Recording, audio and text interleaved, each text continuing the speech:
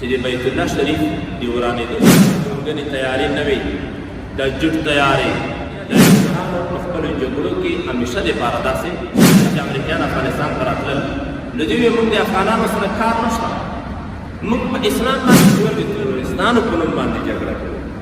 خو د هغه د ابرهه فارموله او تاکتیک دلته په د افغانستان کې استعمال ساده ګلان افغانان بیا په دې باندې نه پوهېږي چې ته چا ته دهشتګر وایي هغه وایي موږ د کلي مناسب افغانانو به وایي والله که موږ په یوه طرف کې نه یې پاتې نه دی هغه خپله دکانداري کوو خپلې پیسې کوو په یوه کې دې موږ نه یو. او قرآن کریم کې دا تعبیر الله والله که هم تر اوسه په امریکایانو کې وظیفه اجرا کړي هېڅ هم نه یو او طالبانو کې هم نه یو، موږ په دې منځ کې پاتې ښه یو. دا خپله الله منافقت کافر به جګړه ته به وایي زه په یوه کې هم نه یم، دوی سره پرېږدی چې دې زموږ امریکایان راتلل افغانستان ته د ابرهه د وخت د ابرهه لښکرې وې دا یو تعداد خلک د دوی مقابلې ته راووتل په تش لاس باندې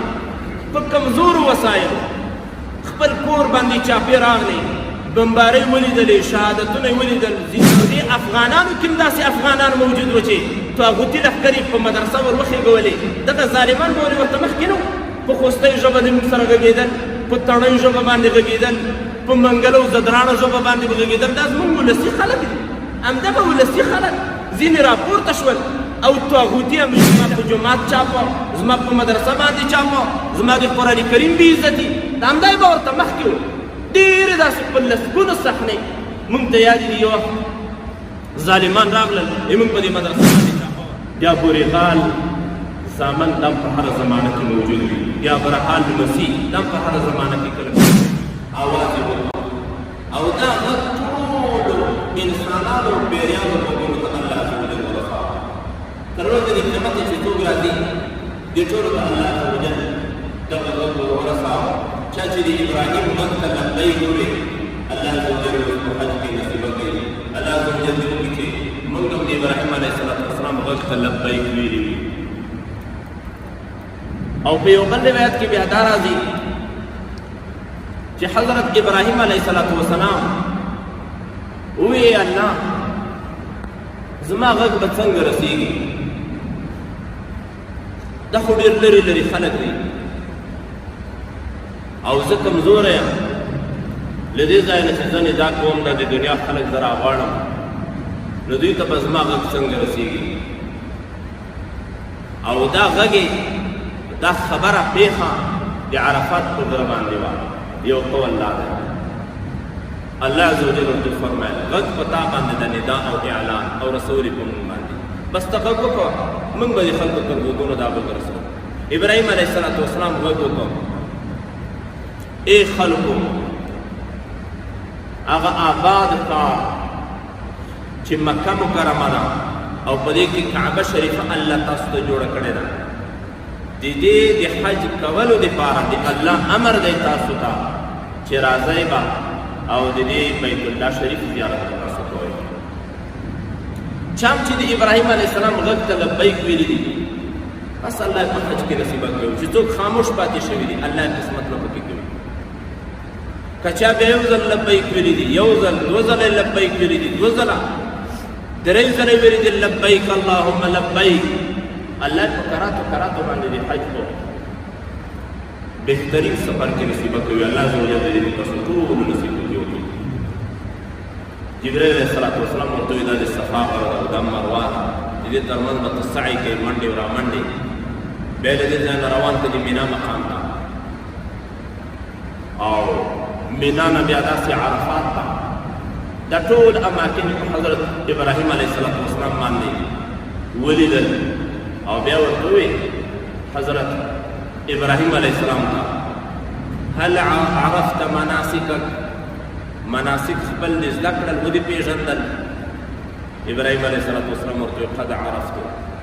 او بلکل یقینا چې ومې پېژندل. دا خبرې د دوی ترمنځ د عرفات په غونډۍ باندې ترسره شوې، جبل الرحمه. دیو جنه دغه ځای ته اوس عرفات ویلې کېدای شي. په دې حدیث مبارک کې هم راځي ځکه خو عرفات ورته وایي. عرفات له پېژندګلوۍ په معنی باندې راځي، معرفت پېژندګلوۍ ته وایي. دلته دوی مناسک د حج تکمیل کړل ویې پېژندل د هغې پوروالی راغی تر ورځې د قیامته پورې مسلمانانو ته د الله عز وجل امر دا دی چې کله وسوتوانه وي ولله علی الناس حج البیت من استطاع الیه سبیلا الله دې نصیب پکې وکړي په مسلمانانو باندې بس حج چې چا وسوتوان وي دا ورباندې فرض ده مختلفو علاقو کې له مختلفو زمانو را په دې خوا بس هر څوک د حج د بیت الله دپاره ځي تقریبا څومره انبیا چې تېر شوي دي د ټولو بیت الله شریف ته رسیدګي کړې ده یو وخت داسې راغی دا نن بیان نه انشاءالله په دې باندې کوو چې د بیت الله شریف د ورانېدو اراده چا وکړه قرب قیامت کې به بیا هم داسې یو کس پیدا کېږي تور پوستی کس هغه به دا غواړي چې د بیت الله شریف ورانېدل راشي بیت الله شریف ورانه کړي رسول الله صلی الله علیه وسلم به وی زرسو وایي قطعین ته به وایي چې دا لنګي زه اوس هم ګورم نري نري لنګي به وي د سړي او دا به لګیا وي د کعبې شریفې یې وایي وخښته یې وایي وتیږه به راکاږي ورانوي به یې داسې وخت راغی دغه مشرفه او مکرمه کعبه دې ته یو چا اراده د ورانولو وکړه دا موږ تاسو چې لمنځونه وکړو ټولې دنیا مسلمانان لګیا دي او د دې ښکلې کوټې په طرف باندې لمونځ ادا کوي د رسول الله صلی الله علیه وسلم د پیدایښت نه 50 ورځې مخکې او یا 55 ورځې مخکې دا پېښه شوې ده 501 سنه عیسوي وه دا د انګریزي کال چې ده 2022 اوس روان ده دا په هغه وخت کې 501 کال 501 د یمن حاکم ابرهه نومېده دا کوم صورت چې ما په خطبه کې تاسو ته تلاوت کړم همدغه قصه موږ ته راښایي ابرهه په نوم باندې د یو بادشاه و نصراني و د لیدل چې د کعبې شریفې ډېر احترام کېږي او له لرې لرې علاقو نه خلک دې ته راځي نو د اراده وکوله چې د دې په مقابل کې یوه داسې ښکلې کلیسا جوړه کړي داسې ښایسته تعمیر جوړ کړي چې خلک د کعبې شریفې نه په دې باندې رابند شي بیا به نو خلک ټول همدې کلیسا ته راځي او کعبې شریفې ته به نه ځي داسې یوه شومه او بېکاره اراده یې وکړه نه تنها دا چې تعمیر به جوړوي بلکې په خلکو باندې به جبر او اکراه هم کوي زور به ورباندې راوړي فشار چې ګورئ کعبې شریفې خواته ولاړ نه شئ ټول به دې کلیسا ته راځئ د دې نصرانیانو چې کومه عبادتګاه ده بس د دې تقدس د دې احترام او د دې عظمت ته به راځئ بیت الله شریف ته به له نن نه بعد جوړه یې کړه کلیسا او ډېر مصارف یې په دې باندې وکړل ډېرې مزینه کړه او ډېره ښایسته یې جوړه کړه او بیا په څنګ کې دا اعلان هم وکړه او له نن نه بعد به څوک بیت الله شریف ته نه ځي تاسو که قدرداني کړئ هم د دې کلیسا قدرداني کړئ دا خبره په دې عربو باندې ډېره بده پرېوته کیسه خو ډېره اوږده ده وخت هم دومره نه وي نو هغه خلص یې راکړو خلکو باندې په دې عربو په دې کعبې شریفې سره ډېره مینه وه ټول جزیرة العرب عربان به کعبې شریفې ته راتلل دا چې د کعبې شریفې مقابله کېږي ډېر بد اثر یې ورباندې یو قول دا دی د بنو کنانه و یو ځوان راغی د شپې او د دې کلیسا بېعزتي وکړه د دې کلیسا دروازې په ګندګیو باندې ولړلې او د دې چټلي وکوله د دې چې کومه پاکي راغی له منځه ویوړه بل قول دا دی چې نه یوه قبیله د عربو راغلې وه د دې کلیسا خواته یې اړولي وو نو دوی د خپل ځان د خوراک دپاره یو څه تیارول کټوې باندې کړي دي باد راغی دغه اورې د دې پخلنځي څخه د دې کلیسا په طرف باندې ویوړو دې کلیسا اور واخیست لنډه دا ده کلیسا وسوځېده کله چې ابرهه خبر شو دا خو ډېر ظالم دی په ده باندې ډېر بد اثر وکړو سخت غوسه شو او دا وی چې زه به خامخا د دې عربانو کعبه بیت الله شریف دا به خامخا ورغلم، دا نه پرېږدم. له دې ځایه یو لوی لښکر تیار کړ، په دې کې زښته ډېر پیلان موجود و، آسان و روښان په دې کې و، په زغرو باندې سنبال خلک پکې و، تورې و نیزې په لوی قوت کې د یمن له پایتخت صنعا څخه روان شول، غواړي چې کعبه شریفه اوس ورانه کړي. په دې لښکر کې یو لوی علم موجود دی محمود په نوم باندې، او دغه محمود ډېر تربیه شوی پیل و، دوی غوښتل د پیلانو په واسطه باندې کعبه شریفه ورانه کړي. د یمن نه راووتل،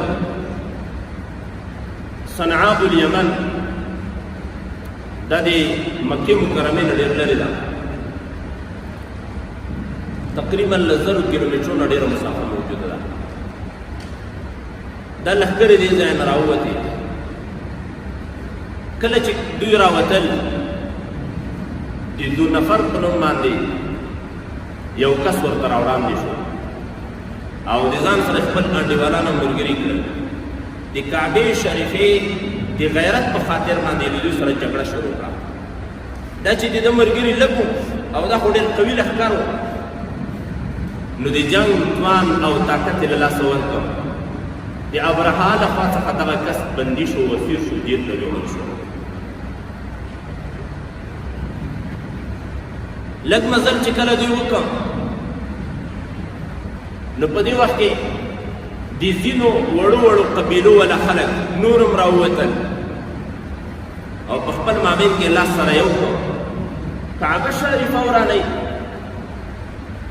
ابن حبیب الخزعمي په نوم باندې یو مشر و، دې د دې لښکر مقابله شروع کړه. یاره نه پرېږدو چې دا د بیت الله شریف له منځه ویسي. دې چې مقابله شروع کړه، دا هم لږ خلک وو، دې ته یې شکست ورکړ او د دې چې کوم سرلارې و سرلښکرې و دا یې بندي کړ. دا لوی کاروان، لوی قطار د اصحاب الفیلو چې قرآن کریم کې الله په اصحاب الفیل سره تعبیر کړي. په هغه وخت کې دا زغرول ګاډي نه وو، دا ګونګنې تیارې نه وې، دا جټ تیارې، دا ایټم بمونه، دا وسایل هلته نه وو. د هغې زمانې قوي وسایل، پیلان، اوښان، تورې زغرې، ریشي، منجنیقونه، ډال، په دې شیانو باندې به خلکو جګړې کولې. پیل هر چاته نه میلاوېده، ځینو خلکو په جنګونو کې به پیلان موجود وو او د دې پیلانو نه به بیا د آسان ډارېدل هم. نو دې لښکر کې پیلان هم موجود وو، دا ډېر زورور لښکر و. دا له دې ځای نه روان شو آن تر طایف یې ځان ورساوه. طایف کې یوه مشهوره قبیله د بنو ثقیف په نوم باندې وه. د دې مشران ورته راووتل، تاسو د کعبې شریفې د ورانولو اراده کړې ده چې و؟ یاره نو هغه خو دلته په طایف کې نه ده، هغه لږ وړاندې ولاړ شئ، د مکې مکرمې په ښار کې د کعبه شریفه خو دوی دا کار د دې په خاطر باندې کوي چې په دې وخت کې د دوی یوه لویه بتخانه وه په دې طایف کې آباده وه، کې د لات په نوم باندې یو بوت ایښودل شوی و. دوی په دې باندې ډارېدل چې په دې لات بتخانه باندې د کعبې ګمان ونه کړي چې دا رانه ورانه نه کړي. خیر په کعبه شریفه نه منځه ولاړه شي، خو چې دا له موږ نه ورانه نه شي، د دې په خاطر باندې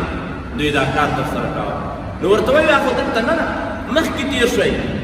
هغه د مکې مکرمې په ښار کې ده. حتی په دې لښکر کې د دوی د نصرت دپاره او د دوی ته د جاسوسۍ په خاطر باندې یو قسم دوی منتخب کړي چې دا پلانکی نفر دا به ستاسو رهنمایي کوي، ستاسو رهبر به وي. که لار درنه غلطې ده نو دی به درسره وي. دوی له دې ځای نه روان شول، د طایف علاقې څخه مغمس په نوم باندې یوه علاقه راځي، دې ځای ته دوی ورسېدل. دلته دوی واړول.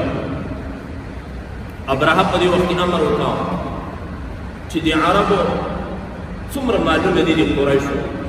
هلئ ورشئ دا مالونه ټول ماته راټول کړئ. کله چې موږ دې ځای نه واپس ځو نو دا به دې ته یوه بله سزا وي چې مالونه موږ ته نه راوستل دا مالونه به له موږ سره وي د عربو ټول مالونه د ځان سره راوستل په دې کې د رسول الله صلی الله علیه وسلم د نیکه عبد المطلب 100 او یا 200 خاندان پکې و دا هم د ځان سره راوستل دا چې کله راوستل دویم امر یې دا وکړه ابرهه د مکې مکرمې خلکو ته ووایه چې موږ جګړې ته نه یو راغلي جنګ ته موږ دې ته راغلي چې یوازې یوازې کعبه شریفه ورانه بل چا سره هم کار نشته که د مکې خلک له موږ سره نه جنګېږي نو د دوی د وینو تویولو ته زموږ ضرورت نشته چې د دوی وینې وبهوو خپل آرام ژوند دي کوي خو د کعبې شریفې د ورانېدو مخنیوی به هم څوک نه کېږي که چا د دې مخنیوی وکړو هغه به بیا موږ د دښمن په سترګه باندې ګورو او که چا مقاومت له موږ سره نه کوو خپل آرام ژوند دي کوي موږ د چا سره کار نه لرو د دنیا د کافرانو په خپلو جګړو کې همیشه دپاره داسې تکتیکونه کارول کېږي کله چې امریکایان افغانستان ته راتلل نو دوی ویل موږ د افغانانو سره کار نشته موږ په اسلام باندې غرض نه لرو او موږ د مسلمانانو په ضد جګړه نه کوو موږ د تروریستانو په نوم باندې جګړه کوو موږ د دهشتګرو سره کار په دهشتګر دې موږ ته څوک لاس نه ږدي که په دهشتګرې لاس کېښودنه بیا یې نه پرېږدو او که دهشتګر باندې چا لاس نه وي خپل آرام ژوند دې کوي خو د هغه د ابرهه فارموله او تکتیک دلته په د افغانستان کې استعمال شو او موږ ساده ګلان افغانان بیا په دې باندې نه پوهېږو چې ته چا ته دهشتګر وایي هغه زموږ د کلي مناسب ده دا ته چې څوک دهشتګر بولي هغه خو زموږ د جومات امام ده دا چې څوک دهشتګر او تروریست په نوم باندې بولي هغه زموږ د مدرسې استادان دي او زموږ طالب العلمان دي هغه زموږ د دې علاقې مجاهدین دي هغه زموږ ابرو او عزت ساتي هغه د هر یرغلګر او اشغالګر په مقابل کې مقاومتونه کوي زموږ د عزت ساتنه کوي دا سادهتوب زموږ له دې سادهتوب نه دوی استفاده وکړله نو ځینو افغانانو همداسې وکړل چې بس چې د دوی سره د کار وي ته پوه شه او دوی دې پوه شه ای موږ ځینو افغانانو ته وایي والله که موږ په یوه طرف کې وي نه یې خواته نه دی هغه خپله دوکانداري کوو خپلې پیسې کوو په یوه کې دې موږ نه یو او قرآن کریم کې دا تعبیر الله د منافقانو نه کوي لا اله هؤلاء ولا اله هؤلاء مذبذبین بین ذلک لا اله هؤلاء ولا اله هؤلاء پنځمې سپارې آیت کریمه ده الله وایي منافقان مذبذب دي نه له دې ډلې سره دي په مکمله معنا باندې او نه له هغې سره والله کوم تر اوسه په امریکایانو کې وظیفه اجرا کړي هېڅ هم نه او طالبانو کې هم نه موږ په دې منځ کې پاتې ښه یو دا خپله الله منافقت موږ ته بیانوي الله موږ سره چې خپله دا منافقت ده چې په یوه کې نه ته څنګه په یوه کې نه ته ولې مسلمان نه یې د مسلمان او د کافر به جګړه ته به وایې زه په یوه کې نه یم دوی سره پرېږدی چې دې سره وکړه دا خپله منافقت د الله موږ سره او دا د منافقت مفکورې زموږ په ذهنونو کې دغه یهودو او نصارو شیندلې نو دا ډول تاکتیک دوی هلته استعمال کړه یاره د مکې په خلکو باندې موږ کار نه لرو که دوی زموږ مقاومه موږ کار د کعبې شریفې سره ده کعبې سره د مکې مکرمې خلک سره راټول شول قبیلو خلک یاره د ابرهه سره جګړه کوو خو چې کله یې د ابرهه لښکرې ولیدې چې دا ډېرې زیاتې دي او د دې مقابله بیخي ګرانه ده نو خپل مابین کې سره وویل د دې مقابله ولاړه کېږي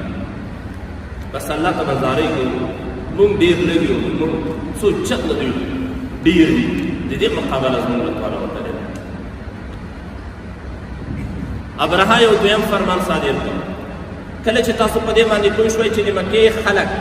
قریش دا جګړې نه کوي بیا د دوی مشران ماته راولئ په دې مشرانو کې عبدالمطلب هم ورغوست بل روایت کې بیا دا راځي چې دی په خپلو اوښانو پسې ګرځېده چې اوښان مې ورک دي نو د ابرهه لښکریان ورباندې واوښتل او دا یې تر ابرهه راورساوه د رسول الله صلی الله علیه وسلم نیکه عبدالمطلب ډېره ښایسته ځواني درلوده ډېره ښکلې قواره یې جګه ځواني له قوارې د دروند سړی معلومېده دروند شخصیت ابرهه چې څنګه ولید تر مبعوث شو یو ورې یاره دا له الله سره ونیسم په خپل تخت باندې د ځان سره کېنو بیا یې نه بیا به د حبش خپشي وایي به چې یو قریشي په تخت باندې کېنوله نو دویمه فیصله یې د ځان سره دا وکړه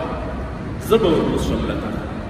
نو ابرهه ورته راکوز شو د ده سره په ځمکه باندې کېناسته د ځان سره خواته کېناوه مجلس به د مجلس کې ورته څه ضرورتونه دي څه ته د ضرورت ده دا راته ووایه څه حاجت لري حضرت عبدالمطلب ورته وویل زما 100 یا 200 اوښان تاسو نیولي دي د هغې سره مې کارداره ته راخوشي کړه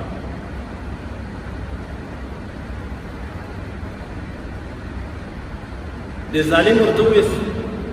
ستا په لیدلو باندې خو زه ډېر خوښ شوم او ستا د قدردانۍ لپاره ما غوښتل چې په تخت له ځان سره کېنوم ما ویل ته به ډېرې غټې غټې پوښتنې کوې ته خو د دې علاقې مشر یې سردار یې د دې علاقې ته به له ما نه دا غوښتنه وکوې چې یاره کعبه شریفه مه ورانوئ تا دومره وړه غوښتنه له ما نه وکړه یاره ستا دغه عظمت زما په ذهن کې کمزوری شو ما تا ته په زړه کې ډېره قدرداني لرله په دې وړه غوښتنه باندې ستا هغه حیثیت او شان زما په زړه کې ختم شو دومره وړه غوښتنه ده په جواب کې ورته وویل انا رب الابل وللبیت ربه یحمی زه د اوښانو مالک یم او د اوښانو واکداري زما ده د هغه سرپرست یم زه به د خپلو اوښانو پوښتنه کوم اما کعبه شریفه هغه خپل رب لري همغه به یې ساتي ابرهه ډېر په غرور باندې ورته وویل ښه نو دغه ستا رب چې دا چاته ته عقیده لري چې دا به یې رانه وساتي دا توان نه لري چې زما د مخې خنډ شي او له ما نه کعبه شریفه وساتي حضرت عبدالمطلب ترنه روان شو اوښان یې ورسره خوشي کړل خپل قوم ته راغی ورته وایي د دوی مقابله نه کېږي ډېر زیات دي خو الله ته ژړا پکار ده الله ته باید وژاړو کعبې شریفې ته ورغی او د کعبې شریفې د دیوالونو سره خړې را الله ته وژړل الله دا ظالمان راغلي دي ستا کوټه ورانوي ای الله ما خو د خپلو اوښانو پوښتنه وکوله ای الله ته د خپلې کوټې حفاظت او ساتنه وکړه موږ کمزوري یو د دوی د مقابلې توان او طاقت نه لرو ای الله ته د دې کعبې شریفې ساتنه وکړي نور د خپل قوم ته وایي چې ټول له کلیو نه وځئ او غرونو ته پورته شئ دلته د ابرهه لښکرې راځي چې کوم ضرر درته ونه رسوي ټول له کلیو نه ووتل د غرونو په طرف باندې هلته ابرهه چې کله دا خپل اعلان او اوښان راپورته کړه چې د کعبې شریفې په طرف باندې راشي نو را روان یې کړل دې کې چې کوم پیل موجود و د محمود په نوم باندې هغه پیل په ځمکه باندې چور شو نه پورته کېده چې هر څومره یې وواهه هر څومره چیغې او نارې ورباندې وکړې نه پورته کېده مخکې چې کله په بله خوا باندې کړه نو بیا راپورته شو داسې په منډو باندې شو بیا به د کعبې شریفې په طرف باندې را روان نه را روانېده بلې خوا ته به چې کله ته نو بیا به ختم دا د الله مخلوق دی دا پیلان دا الله د کعبې شریفې تابع وګرځول خو لیکن هغه د عقل خلک چې الله عقلونه دوی ته ورکړي هغوی د لیونیانو په څېر باندې دا نه درک کوله چې دا خو د الله کوټه ده څنګه مونږ ورانه دوی د دې په طرف باندې هڅه کوله چې کعبې شریفې ته راشي او بیت الله شریف ورانه کړي د مزدلفې نه چې کله راتېر شي د مینا په طرف باندې چې راځي دلته یوه وادي راځي یوه خړه ده دې ته وادي محصر وایي دې ځای ته چې کله دوی راورسېدل د دریاب له خوا الله یو قسم مرغان راپورته کړل ځینې وایي عین دا توتکۍ وې دا خوتیاکې چې موږ ورته وایو ځینې وایي دا نه وې خو دې ته ورته مرغان قرآن کریم کې ابابیل نوم دې ذکر شوی ده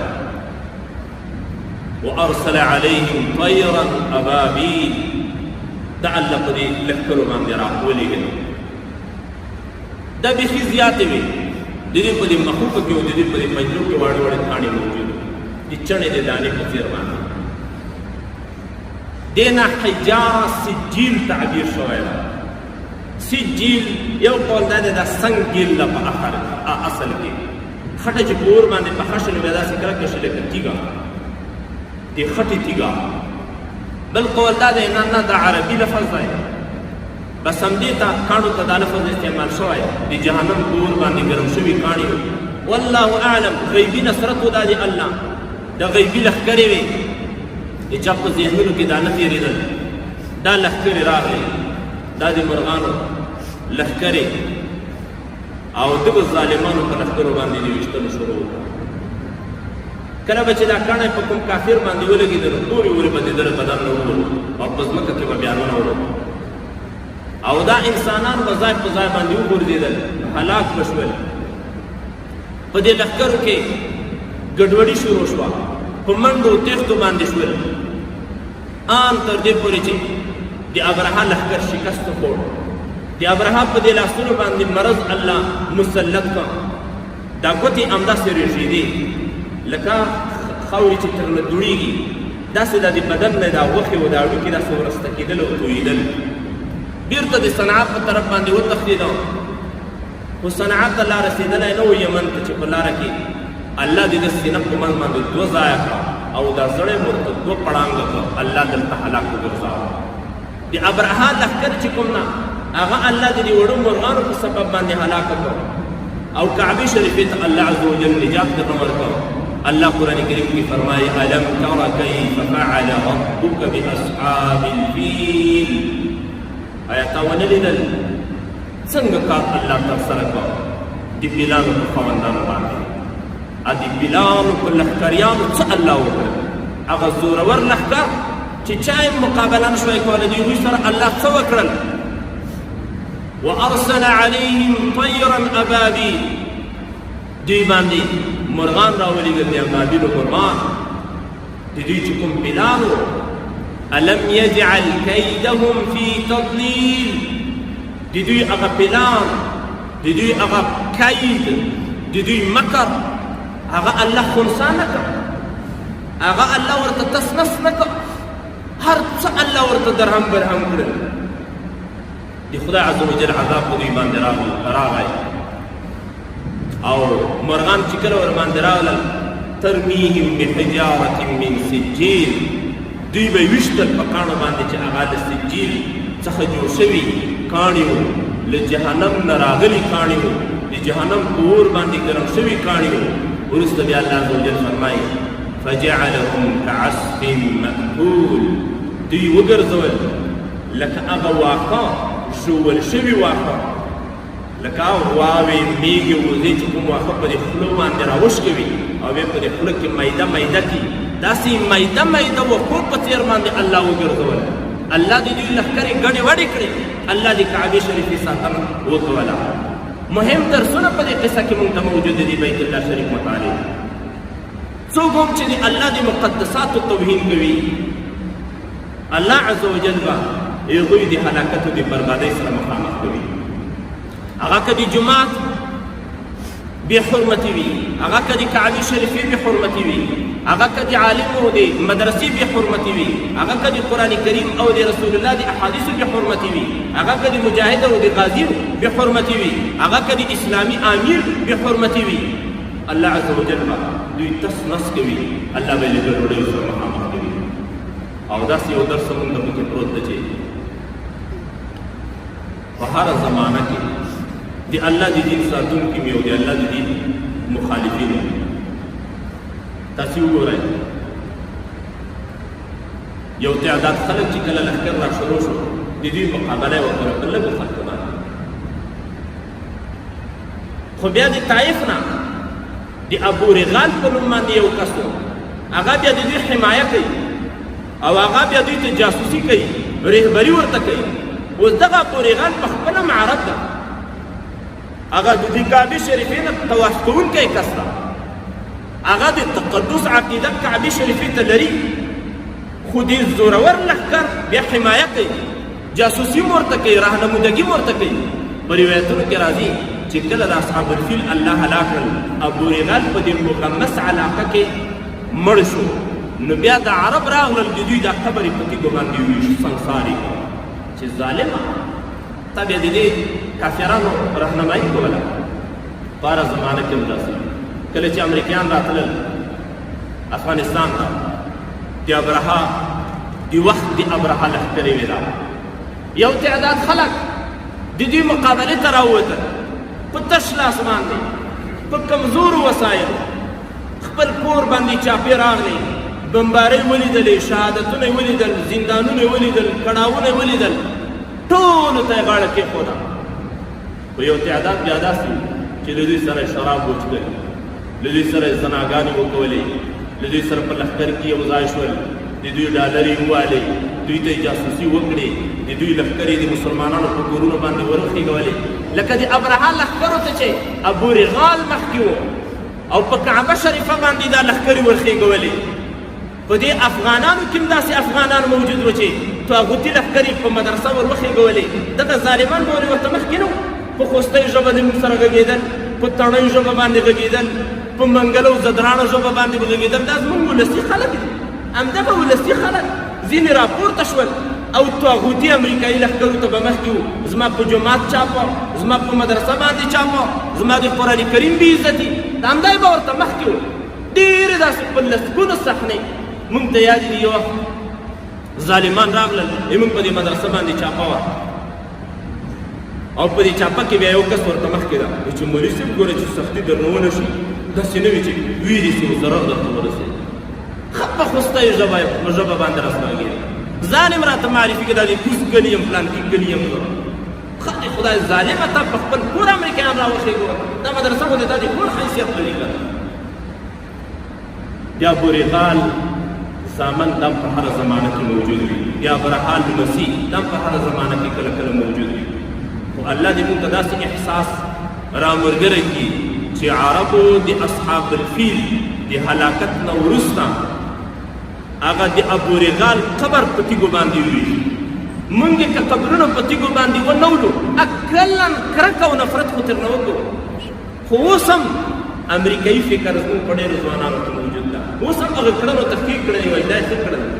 اوس هم داسې وایي چې یاره چې مدرسې له مخه ورانې کړې وای دا به ډېرې ښې یاره چې کوم نسل د تعلیم ملایق تبه کړی وای دا به ډېره ښه وه دا به ډېره ګزاره کړې وه کاشکې دا راغلې وه او دا نسل یې تباه کړی وه د مدرسې او د جوماتونه یې مکمل وران کړي وي کاشکی موږ د دې فکرونو اصلاح وکړو کاشکی هغه امریکایي تخمونه چې زموږ په دې دماغو کې پراته دي اوس به د دې دماغونو وباسو کړه اوس به موږ د خپل ځانونه اصلاح کړو په دې واقعه کې موږ ته دا درس هم پروت او الله عز وجل دې موږ تاسو آخرت ته متوجه کړي الله عز وجل دې موږ تاسو د ټولنه اصلاح کړي بیت الله شریف چې الله دې ته قدرداني ورکړې ده خدای عز وجل دې د دې په زیارت کې او د دې په طوافونو کې او د دې په حج کې دې موږ تاسو ټولو نصیبه وکړي آمین یو مسله بله بیانوو د دې افغانستان د اسلامي امارت د مشرانو لخوا څخه د عشر او زکات یو مدیریت جوړ شوی دا د زراعت ریاست مربوط ده پخوا په جمهوریت کې مو کوم فعالیتونه یې نه دي کړي د جمهوریت په دوره کې دا د حج او د اوقافو د ریاست مربوط و دا د عشر او د زکات مدیریت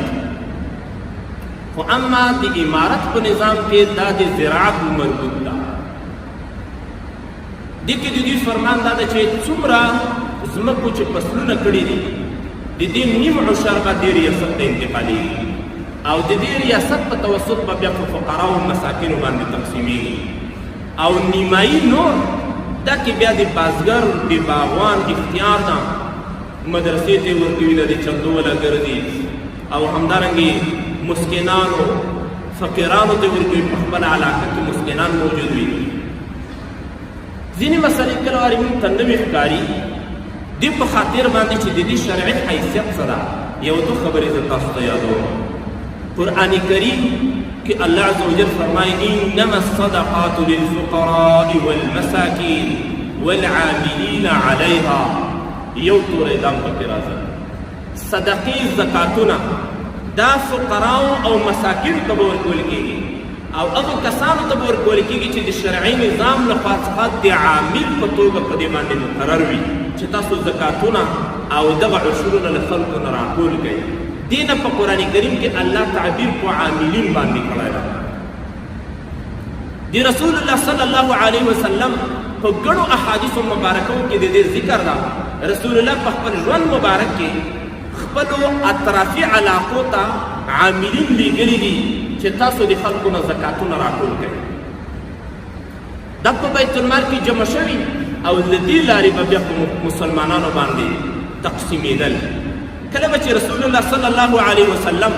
کومې علاقې ته حاکم او والي مقرراو نو دې ته به نصیحتونه کول. یو نصیحت به یې دا ورته کاوه د دې قومونو زکات او عشر دا به تاسو ترنه راخلئ خو له اغنیاو به اخیستل کېږي وترد علی فقرائهم او د دې علاقې په فقراو او مسکینانو باندې به بیرته بیا تقسیمېږي. دا نفس یو چوکاټ وي. که چېرته داسې ونه شي زموږ ډېری وروڼه داسې دي چې شیطان ورسره د نفس ورسره د هغه بیخي زکات ادا کوي نه او دا زکات خو د اسلام پنځمه بنا ده. غفلت ترنه کېږي، بېخوندي ترنه کېږي. نو دې په خاطر باندې چې دا د رسول الله معمول ده قرآن کریم دا ذکر کړي خلفای راشدینو یې د دې لپاره کسان موظف کړي وو. په هر شرعي نظام کې د دې لپاره کسان موظف وي. اوس دلته هم په اسلامي امارت کې د دې لپاره کسان موظف وي. که چېرته د دوی مدیر صاحبان هم تاسو ته راغلل په سړه سینه باندې هم تاسو خپل حسابي ورکړو او کوم نیم عشر چې ده هغه دوی ته حواله کړو. رسول الله صلی الله علیه وسلم یو حدیث مبارک دی مشکات شریف ذکر کړی کله چې تاسو ته عامل راشي عاشر درته راشي چې له تاسو نه زکات اخلي نو دی دې راضي او خوشحال له تاسو نه واپس شي. دی خفه کوئ ما سختي مه ورسره کوئ او د ما په زکات کې د تا څه کار ده مال د ما ده او پیسې ته رانه اخلي او تاسو په دې باندې خبر یې چې دا کار بیا د چا ده چې دا ډول الفاظ موږ ورته وایو. دا د ثعلبه په نوم باندې یو کس او له دنیا نه منافق ولاړ الله هم دې وساتي دا بیا د هغې کار. رسول الله صلی الله علیه وسلم ته د ثعلبه په نوم باندې یو کس راغی. یا رسول الله مسکین یم دعاګانې راته وکړه چې الله دنیا راکړي. یاره مسکنت درته ښه ده نه دنیا غواړم سوال راته وکړه قصه ډېره اوږده ده خو لنډه یې راکړو. رسول الله دعا وکړه مال پیدا شو مال بیا ډیر شو دومره ډیر شو چې مدینه منوره کې ګزاره ګرانه شوه. آن له مدینې منورې بهر ووت لورې علاقو کې او دشتو غرونو کې واړول چې د دې مال پالنه ښه وکړي. په رمو رمو مالونه الله ته نصیب کړل. جمیل مو ترنه پاتې شو جمعې ته حاضرېدل پاتې شول. د رسول الله صحبت د مال له امله ترنه پاتې شو. رسول الله صلی الله علیه وسلم یو عامل ور ولېږه ورشه له ده نه زکات راوړه. کله چې دا کس ورغی نو دا ظالم ورته وایي ولې زه څه کافر یم چې ته اوس ما ته راغلی دا خو لکه جزیه چې رانه اخلي. جزیه نه وروره دا ته مسلمان خو زکات در باندې فرض ده. د رسول الله قاصد یم ټولو مسلمانانو نه دا زکات راټولېږي. د وې زه خو څه کافر نه یم چې ته له ما نه جزیه اخلي. نیګر کوم خپل مې مال نه خپل مې ګټلی تا دې ما په زکات کې څه کار. د رسول الله صلی الله علیه وسلم هغه قاصد را واپس کړه. هغه نه وروسته دلته چا وویل ظالم دا څه وکړل کېدای شي ستا په باب الله یې ته راځي. هغه ځای نه راروان شو مالونه یې ځان سره واخیستل حسابي ورکوله زکات. رسول الله صلی الله علیه وسلم ته راغی یا رسول الله له ما نه بد شوي دي هغه زکات مې راوړه. رسول الله صلی الله علیه وسلم ورته ویل تا زکات مې نه الله مې وساتي. اوس د الله حکم دا ده چې مې ترنه اخلم. له دې مجلس نه راواپس شو د خاورې راخیستې په سر باندې دوړولې وایي چې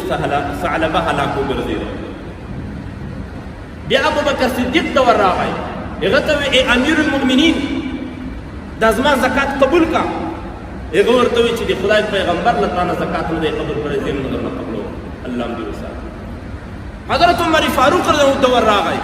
هغه ورته وی رسول الله نه دی درنه قبول کړی. د رسول الله جانشین ابوبکر صدیق نه دی قبول کړی زه نه درنه قبلوم. تا د زکات په مقابل کې ژبه والده دا خو د الله حق ده او هغه خلک وایي تا نه ځان ته نه غواړي. دا خو یو چوکاټ ته ترتیب دلته جمع کېږي او بیرته بیا د فقراو لیستونه جوړېږي په هغوی باندې په منظمه توګه باندې تقسیمیږي چې د چا حق ځای نشته. دا خو داسې یو ترتیب ده نه یې درنه قبلوم. الله له دنیا نه منافق رخصت کړه فاعقبهم نفاقا. قرآن کریم کې الله عز وجل داسې د په حق کې فرمایي د دې وروستنۍ نتیجه دا شوه چې منافقت د دوی په زړونو کې زرغون شو او الله عز وجل د دنیا نه کافر او منافق ولېږه. الله دې وساتي. نو موږ به د خپلو عاملینو د خپلو عاشرانو سره ټولو چاره وکړو. دا داسې یوه مسله ده چې د دې مسلې د منکرینو سره ابوبکر صدیق د جهاد اعلان کړی. رسول الله صلی الله علیه وسلم چې کله وفات شو نو د بحرین ځینې خلک دوی ویل موږ خو زکات نه ورکوو. دې کې څو قسمه خلک یو بیخي مرتد شول، ځینو دا وویل زکات خو د رسول الله حق دی، اوس چې هغه وفات شو نو د رسول الله د جانشین حق نه ده، موږ که زکات ورکوو حکومت ته که نه ورکوو موږ سره څوک کار نه لري. خو حضرت ابوبکر صدیق اعلان وکړو ما دې په الله قسم وي که چا رسول الله صلی الله علیه وسلم ته یوه میږه په زکات کې ورکړي او بیا یې د هغې سره د غاړې پړی هم ورکړی او ما ته دا رانه کړي زه به بیا هم د دوی سره وجنګېږم. عمر فاروق ورته وایي خیر ده ګزاره وکړه دا خلک مسلمانان دي دومره سختي مه کوه کلمه خو وایي که نه او رسول الله صلی الله علیه وسلم وایي څوک چې کلمه وایي نو د دوی وینې او مالونه له موږ نه محفوظ دي مه کوه سختي ابوبکره. حضرت ابوبکر صدیق ورته غوسه کېږي ورته وایي عمره په جاهلیت کې شجاع وې اما کله دی چې ایمان قبول کو جبان او بزدل خوار درنه جوړ شو هغه شجاعتونه دي څه شول چې تا د کفر د حمایې دپاره استعمالول اما نه د اسلام د قدردانۍ دپاره نه استعمالول. حضرت عمر فاروق بیا وروسته وایي چې یاره د ما د ټول عمر شجاعتونه زړورتیاوې قهرمانۍ دا یوې خواته کا او د ابوبکر صدیق د هغې یوې ورځې قهرمانۍ سره به برابر نه شي چې ما ته یې وویل چې ته د اسلام په باره کې داسې کمزوري کوې نو د ابوبکر به ژوندی وي او د خدای یو حکم به نه عملي کېږي. قسم په الله چې د لمانځه او د زکات په مابین کې څوک توپیر کوي زه به په دې توره ورسره وجنګېږم.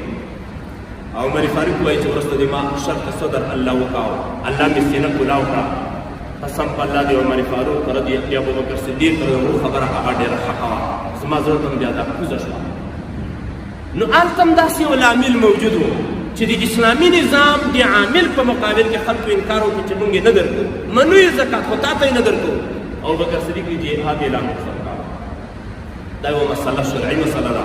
قرآن کریم ذکر کړي د رسول الله احادیثو ذکر کړي ډېرې مسلې به داسې وي چې موږ به په ممبر اوس تاسو ته بیانوو تاسو ته به نوې ښکاري ځکه موږ شل کلنې دیموکراسۍ ځپلي یو موږ شل کلن جمهوریت ځپلي یو موږ شل کلن غربي قوانینو ځپلي یو موږ انتخابات پیژنو موږ ووټونه پیژنو جمهوریت پیژنو دیموکراسي پیژنو پارلمان پیژنو خو اما د اسلام له اصطلاحاتو چې په سیاست کې او په اسلامي نظام کې کوم اصطلاحګانې دي هغه نه پیژنو امیر المؤمنین نه پیژنو بیعت نه پیژنو د دوی سره عهدونه نه پیژنو عاشر او عامل نه پیژنو دا د احادیثو نه راوتلي اصطلاحګانې دي او د اسلامي نظام دپاره دا کارول کېږي. قاضي نه پیژنو محکمه حقوق الله عز وجل دی زموږ تاسو دا ټولنه زر تر زره د الله عز وجل په احکاماتو باندې ښایسته وګرځوي. نو مقصد مې دا دی چې که چېرته مدیر صاحبان د زراعت موږ تاسو ته راتلل رسول الله صلی الله علیه وسلم په حدیثو مبارکو کې د دې عامل نه تعبیر دا کړی ده چې داسې واپس کړي چې د تا نه خوشحال لاړ شي خفه یې مه لېږئ د ځان نه چونو چاره مه ورسره کوئ دعا وکړئ. الحمدلله رب العالمین والعاقبة للمتقين والصلاة والسلام على رسول الله على رسوله الذي خلقه محمد وعلى آله وصحبه أجمعين. اے اللہ تعالیٰ کو نصیب کی رب کریم خدا مغفرت کی گناہ ادا کړي یا الله عز وجل موږ څومره ګناهونه شوي دي الله عز وجل دې راته معاف کړي. رب کریم خدا دې تا رضا او دې طالبانو ته نصیب کړي. یا رب العالمین خدا څومره تقصیرات چې زموږ نه صادر شوي دي رب وبخښي. د دې باران په حق دعا وکړو رب کریم خدا دې خیر او دې عافیت برابر وروړي یا الله دې خیر او دې عافیت برابر وروړي یا الله عز وجل په قدر د ضرورت او د حاجت وروړي. الہ العالمین خدا حاجیان روان دي د دوی دپاره ټول سهولتونه مهیا کړي د دوی چې څومره حقوق دي رب کریم خدا موږ دې د ادا کولو توفیق را نصیب کړي په خیر او عافیت باندې بېرته بیا راولي دوی ته د دعاتو توفیق نصیب کړي. ډېرو ملګرو دعاګانو غوښتي دي چا مریضان وو د چا مسافر په خارج کې وو د چا ذهنونه کمزوري وو د چا اقتصادي ستونزې وې یا الله دې ټولو مشکلاتو حل فصل کړي مشکل کشا ذات دی رب کریم خدا مشکل حل فصل کړي مریضانو ته شفا عاجله نصیب کړي. صلی الله علیه وسلم.